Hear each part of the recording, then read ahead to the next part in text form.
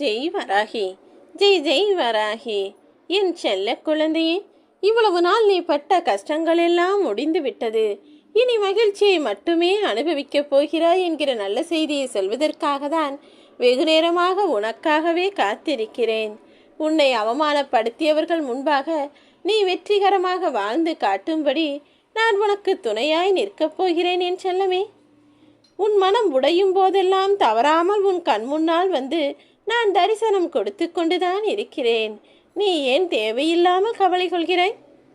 நீ என்னிடம் கேட்டதையெல்லாம் கொடுப்பதற்கும் நான் உனக்கு கொடுப்பதெல்லாம் உன் வாழ்வில் நிரந்தரமாக நிலைக்கச் செய்வதற்குமாகத்தானே உன்னை சுற்றி சுற்றி வந்து பாதுகாத்து கொண்டிருக்கிறேன். நம்பிக்கையோடு இரு. உனக்கான வேண்டுதல்களும் நீ எதிர்பார்த்த பலன்களும் நிச்சயமாக உன்னை தேடி வரும். இனி நீ எதை நினைத்தும் கவலை கொள்ள அவசியமே இருக்காது என் செல்லமே. தோல்வி அடைந்த விஷயங்களை நினைத்து துவண்டு போக வேண்டாம். உன்னை தூக்கிவிட உன் வராகியம்மா நான் இருக்கிறேன். என்னையே கதியென நம்பிக்கொண்டிருக்கும் உன்னை நான் ஒருபோதும் கைவிட மாட்டேன்.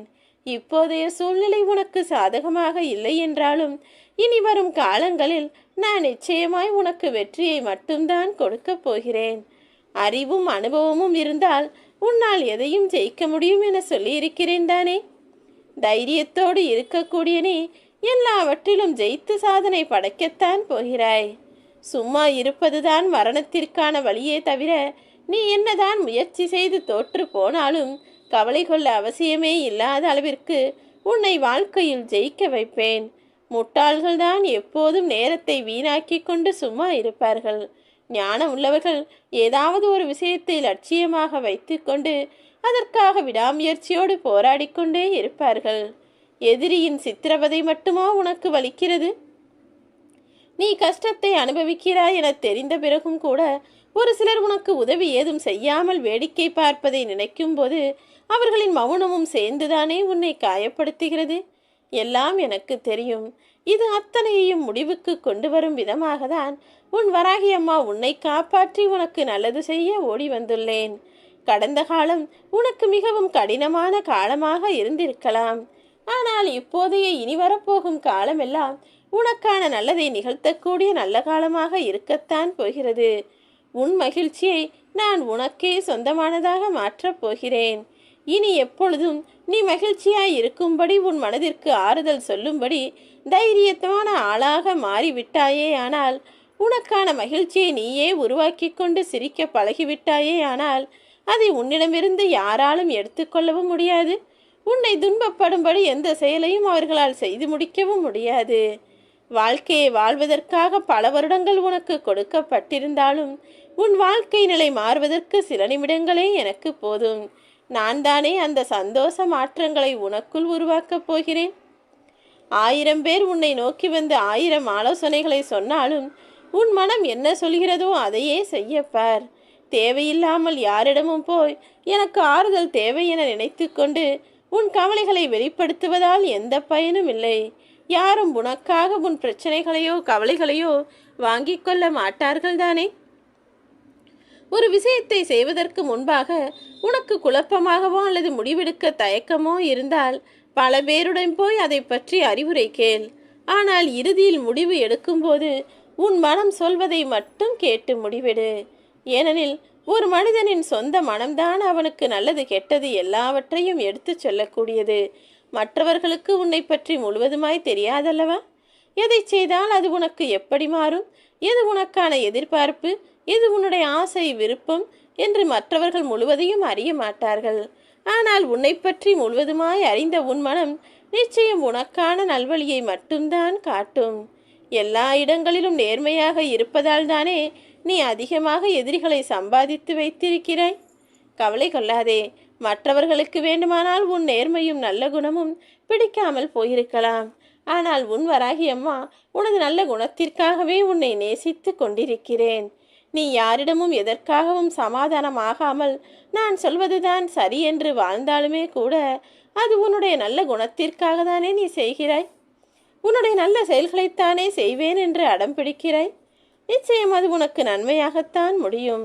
சத்தமில்லாமல் நீ அழுவதற்கு உனக்கு கற்றுக் கொடுப்பவர்கள் சத்தமாக உன்னை சிரிக்க வைத்தவர்கள் என்பது எனக்கு தெரியும். உன்னுடன் கூடி பேசி நன்றாக பேசி பழகி சிரித்தவர்கள் தானே ஒரு கட்டத்தில் நீ மனம் வெதும்பி அழுவதற்கும் காரணமாக இருந்து விட்டார்கள். நீ அதிகம் விரும்பி பேசும் நபருடன் பேசும்போதுதான் உனக்கு அமைதி கிடைக்கிறது என்றால் அதை செய்வதில் எந்த தவறும் இல்லை என் செல்லமே.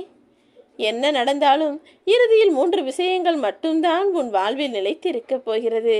நீ மற்றவர்களால் எவ்வளவு நேசிக்கப்பட்டாய் என்பதும், நீ எப்படி உன் வாழ்க்கையை அமைதியாய் வாழ்ந்தாய் என்பதும், நீ உனக்கு கிடைக்காத விஷயங்களில் எல்லாம் எப்படி விட்டு கொடுத்து போனாய் என்கிற 3ஐயும் பொறுத்துதான் உன் வாழ்க்கையில் உனக்கான அர்த்தமே இருக்கிறது. நான் சொல்வதை புரிந்து நடந்து கொள். மற்றவர்கள் உன்னை நேசிக்கிறார்களோ இல்லையோ, யாருக்காகவும் எதற்காகவும் கவலைப்படாமல் நீ அமைதியாக உன் வாழ்க்கையை வாழப்பார். உனக்கு கிடைக்காத விஷயங்களை நினைத்து கவலைப்பட்டு கொண்டே இருக்காமல் விட்டு விலகி போகவும் தயாராக என் செல்லமே. தொட்டு தொட்டு பார்த்து கொண்டே இருந்தால் புத்தகம் வெறும் காகிதமாக மட்டும்தான் இருக்கும். அதை தொடர்ந்து படிக்கக்கூடிய ஒரு ஆள் மட்டும்தான் வெற்றி எனும் ஆயுதத்தை பெற முடியும். அப்படிதான் உனக்கான வாழ்க்கையில் நான் பொக்கிஷத்தை பரிசாக வழங்கப் போகிறேன்.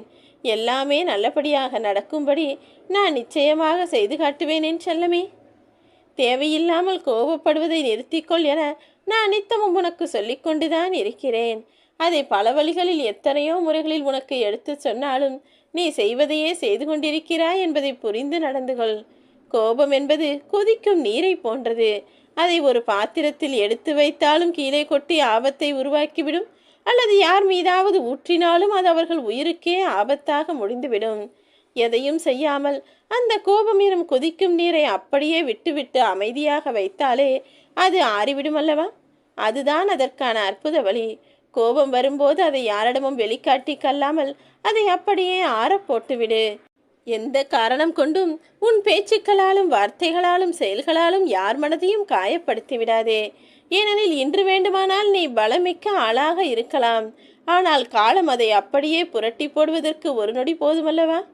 உன்னை விட காலம் சக்தி வாய்ந்தது என்பதை நினைவில் வைத்துக்கொள்.